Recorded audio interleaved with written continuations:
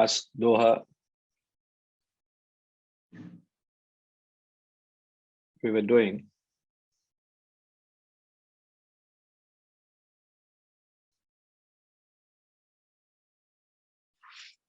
worry is that would destroy you.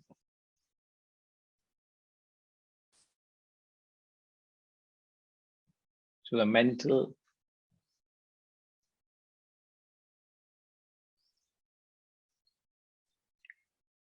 condition you are in, humanity is unaware of the state of its mental health, and that's dangerous. As it is said, to have a disease is bad, but to have a disease and not to know it is dangerous. It's far more dangerous than having a disease itself. Because if I have the disease and I know it, I can do something about it. But I have the disease and I do not know I have a disease is fatal.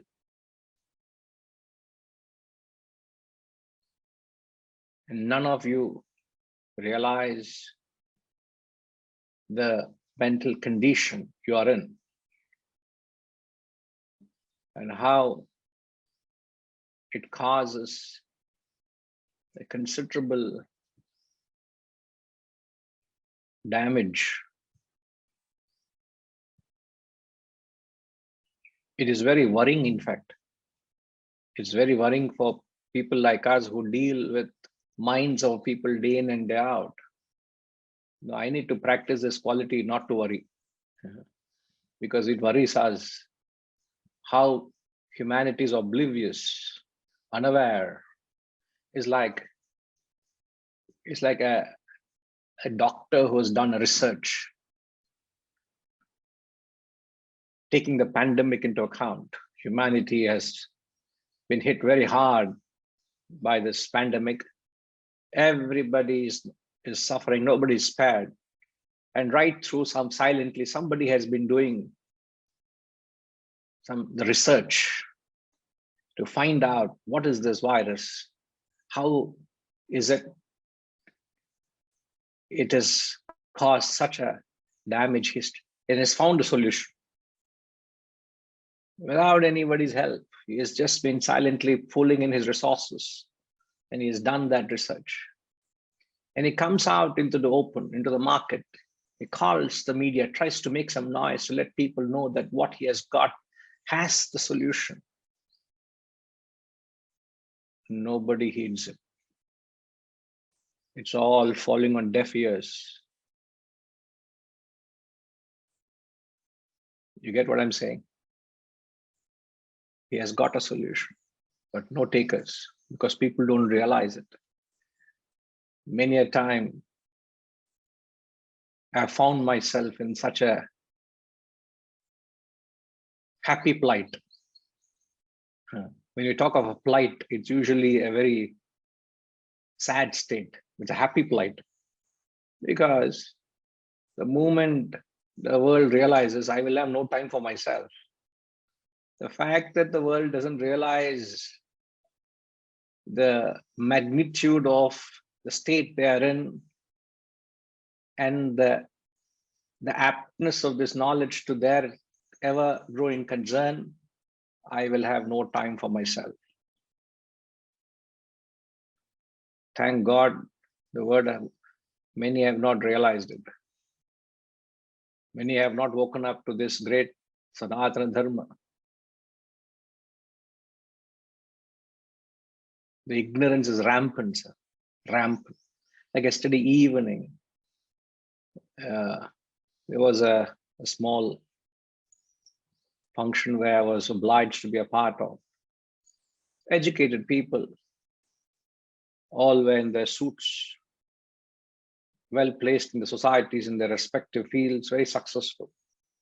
And few people I had interacted with didn't know anything about our own culture, didn't know any insight into what this knowledge is. A simple thing like they did not know why you break a coconut, what our culture means. And a gentleman was saying, I have just did what my parents told me to do. I followed my elder siblings. I followed what others did. I did not know. And today my children and grandchildren are questioning me. I have no answers to them. So they would not follow what our culture is giving. So I just felt so sad. It worried me. How comfortable are they in ignorance? As we say, ignorance is bliss. So a lot needs to be done to create a large awareness. We have to embark on a great campaign with the only objective of bringing them out of their ignorance, which they are very comfortably settled. Unknowingly, the disease is destroying you within. That is what the Doha says. Sant Kabir ji says, worry is destroying you and you do not know how to handle it. Bichara Vaid kya kare? Vaid bichara kya kare? Kaha tak dawa lagaye? Fellows don't understand that anything gross cannot deal with the subtle.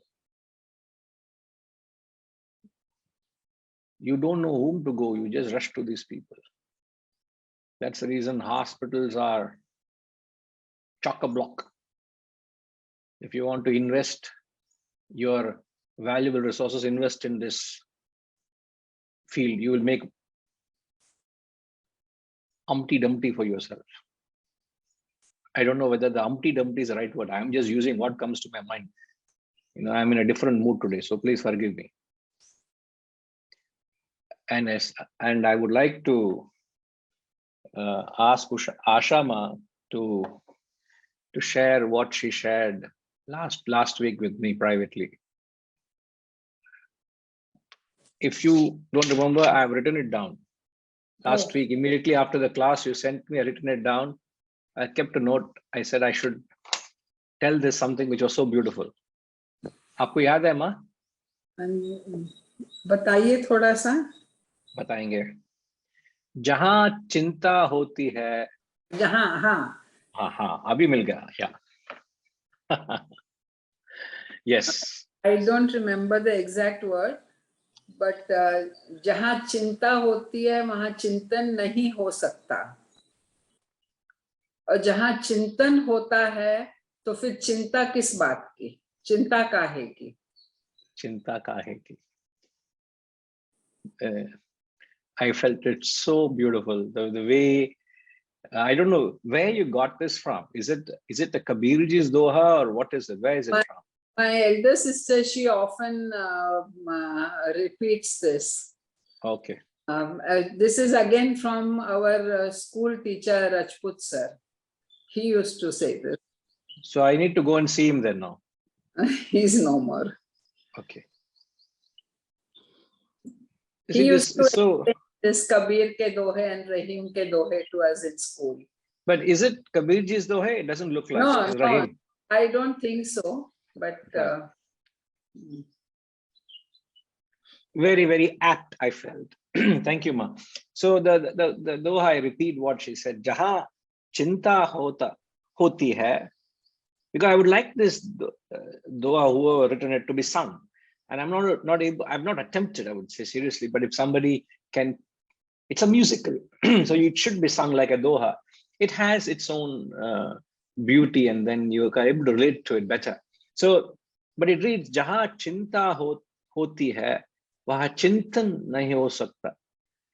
Haresh, the difference between chinta and chintan, the two Urdu Sanskrit words, you know, or Hindi, whatever you could call it.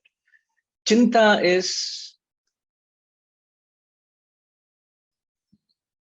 anybody can give me an apt definition between chinta and chintan, the difference?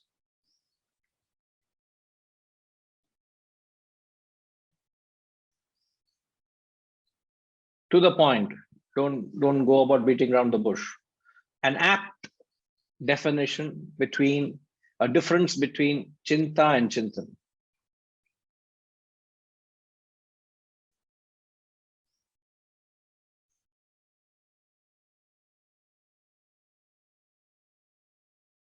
RPG, apt, to the point. If you can't, don't even attempt. We will not unmute you. Oh, you give up so quickly. This is very bad. Nowadays, your friend also is not supporting you. Sriniji, help your friend. What is going on?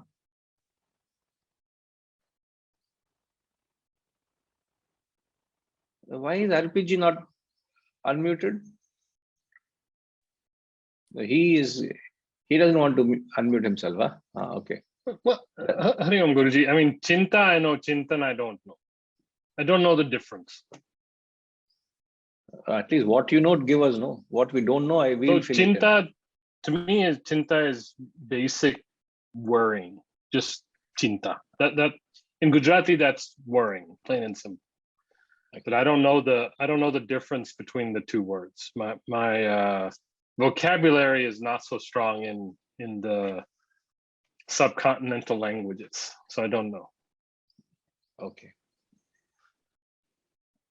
Perfect. No problem. Sriniji, any idea? I think Chintan means to question, or that's what I think. Chintan is to question. Okay. Not far. I would say not far. I wouldn't want to spell it out. Yeah, okay. Maybe I'm not getting the right word. I mean, okay, somebody else can. I conceptually understand what it is. Maybe I'm not expressing it correct. Fair enough. No problem. Yes, Subhashji? Chinta is worry. Where there is a worry, there is no satsang. Chintan is satsang. Chinta is satsang. Okay. Okay. जहाँ सत्संग है वहाँ चिंता नहीं, जहाँ चिंता है वहाँ सत्संग नहीं हो सकते. Okay. Yeah. In a way, you're right. In a broad way. Yes, you're not wrong. Okay. But going beyond the literal meaning of these words, in fact, the word, thanks, Subhashi. You're right. The word chinta, as RPG said, is to be consumed by worries and anxieties. And chinta is to question, to ponder, to reflect. Question, ponder, reflect on the higher values. Worry is usually on matters which are frivolous, which are meaningless, which has no relevance to the present context you are in. Oh, what happened? What was said? What might happen? Will this happen? Why are you wasting your energy in all these things? So chinta is invariably in areas which doesn't really help you. It actually derails you. It actually, in fact, dissipates your energy. Your valuable energy is dissipated by worrying and worrying and worrying. But chinta is when your thoughts are constructive, when you apply your thoughts by giving it a direction towards a higher cause, towards chintan is nothing but manana in the technical terms, is reflection, where you sit and give your ideas a repetition, give your thoughts a conscious direction to absorb the higher values. In short, all this definition was beating around the bush. I said, give an apt definition. Chinta and chintan. Chinta is nothing but an unconscious, uncontrolled thought flow. Chintan is a conscious and a controlled thought process. This is the apt difference, hitting the nail on the head. I repeat, chinta is an unconscious, uncontrolled thought flow, where you have no control. As we said last week, when the intellect, your buddhi has no control, you don't have the wisdom to discipline your mind starts to play pranks. It starts worrying and disturbing you. It becomes a nuisance, a menace. You don't have the ability to deal with what the mind puts you through. That is unconscious, uncontrolled thought flow. That is chinta. Chintan is conscious and a controlled thought process. I'm consciously saying a thought process and a thought flow, because it's a process. Is you set that process into motion. It's a conscious effort vis-a-vis a thought flow. Something is a thought flows by itself. So please carefully capture the words which I've coined. Sushma ma, have you got it, ma? Yes, Guruji. Could I you understand. kindly repeat what I've said, ma? I can't repeat in English exactly because I can't remember the exact words and I couldn't quickly write down. But I've understood. Would you want to write down? Would you want to write Yeah. down what was said?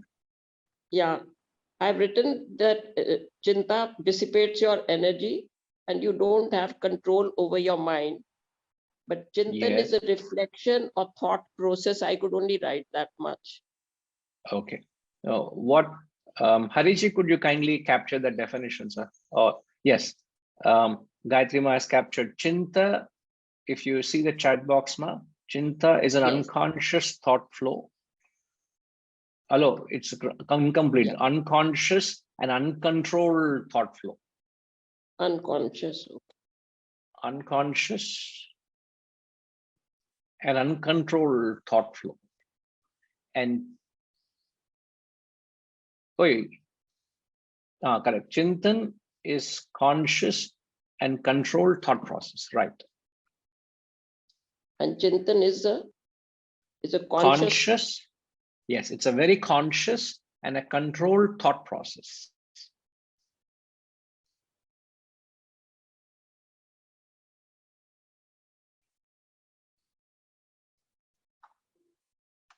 Yes, Guruji, thank you. Yes, ma'am. You wanted to share your understanding?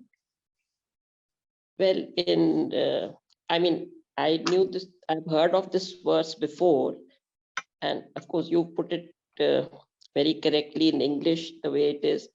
I could only understand that when you have chinta, you're worrying about something, and you say then your mind, you can't put your mind to rest, or you can't do what you want to do because you're all the time worrying about it. And even when you're praying, I mean, suppose I want to try to meditate or pray, even my mind is not there because all the time I'm thinking of what is worrying me. And normally things which worry you are usually you're anxious about what is going to come, or something has happened in your life, maybe a day before or a few days before or something, and you're worrying, now this has happened, how I can't do anything, what should I do? So you're worrying all the time, either for the future or for the past. And when you sit down to even pray or try to meditate, whatever, your mind is not there. You are sort of, maybe you are reciting some bhajan or you're doing something, but your mind is still worrying, and you're doing the ritual of doing the bhajan or sitting and trying to meditate or do your reflection or whatever, but you're not really capable of doing it because the worry is stronger than your mind at that time. That is what my understanding is. Very apt, very apt. And this is what I was saying. Humanity is not aware of what the mind is doing to them, what their mind is doing, isn't it? In fact, as you say, I'm reminded in the play Hamlet, Hamlet's uncle who killed Hamlet's father. And he married his mother within a month. And Hamlet, when he comes to know, he wants to take revenge. And at the very end, when Hamlet is about to come and take his revenge on the wrongdoings his uncle perpetrated, he's sitting, he rushes into the prayer room, and his uncle is praying desperately to seek pardon, to pardon him for what sin he has done. And then he says, my words fly high, because he's uttering the prayers. My words fly high, my thoughts remain below. My thoughts are still grounded in the sins I have done, the acts I've done, and the consequences I have to inevitably pay. But my words fly high, my thoughts remain below. Words without thoughts never to heaven go. I am not able to reach that heavenly state, what this word should convey, because my thoughts are not backing it. This is invariably the state of mind everybody is in. Words fly high, thoughts remain below. Words without thoughts never to heaven go. And I'm happy to share still, maybe I'm still lingering. Yesterday we had the auspicious puja and homam of the upcoming Wisdom Institute. It was a very divine event, and we had some Vedic Pandits chanting and performing the homam and the puja. And I was sharing with a few people. I wish I was not disturbed, but all the time I was being disturbed. I just sat there with my eyes closed. Almost I was lost in a meditative state, literally. And the puja will just say, hey, you got to put this, you put that homam there, you light this incense stick, you do that, you do that. I said, I wish I was not disturbed. It was such a elevating experience. If you're ready for it, it just transports you. It almost transported me. I'm not trying to assume anything or impress you on you all, but I'm just saying it has that capacity, those phrases, and if it is sung in the right rhythm and the right intonation, it has such potency to almost take you to a very high, giddy spiritual state, provided you are ready for it. But as I was sitting there, I could see people were doing all the social catch-up, which they didn't do so long. Hey, I have only seen you online. Now I see you physically. So nice to meet you. All that drama was going on. Enna Hariji, you raise your hand? No, I am not saying anything. I am only saying you raise your hand.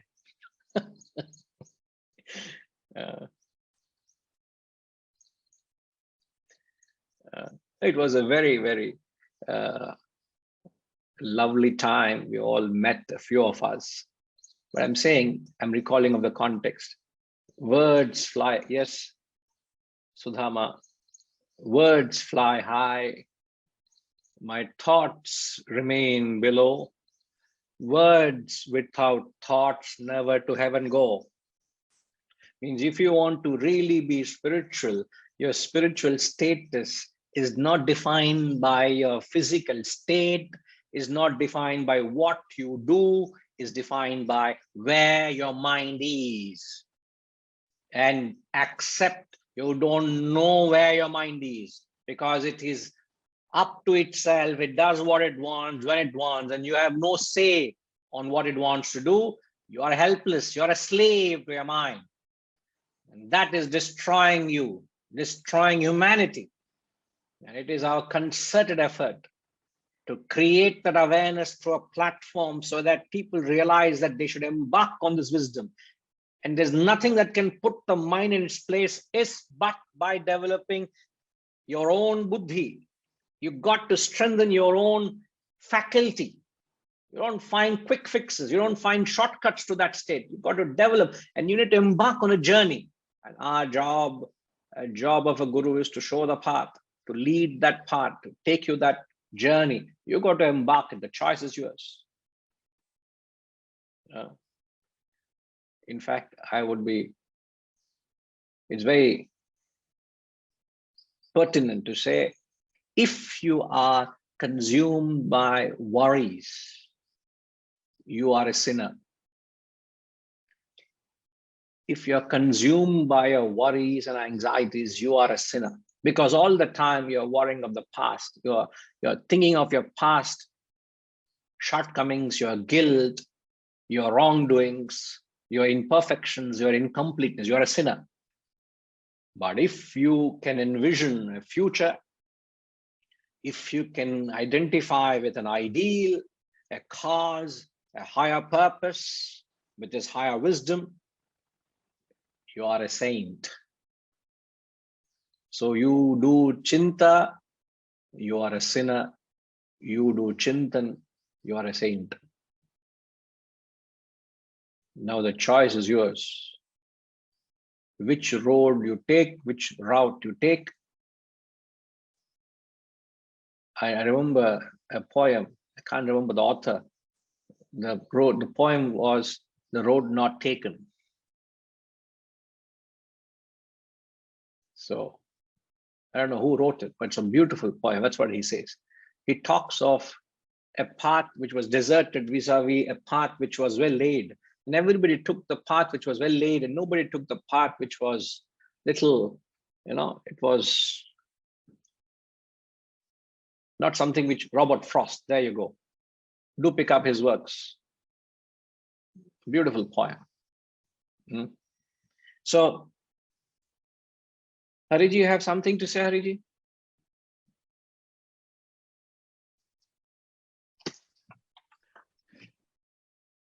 When we say chinta, it can be at a time we can have multiple thoughts,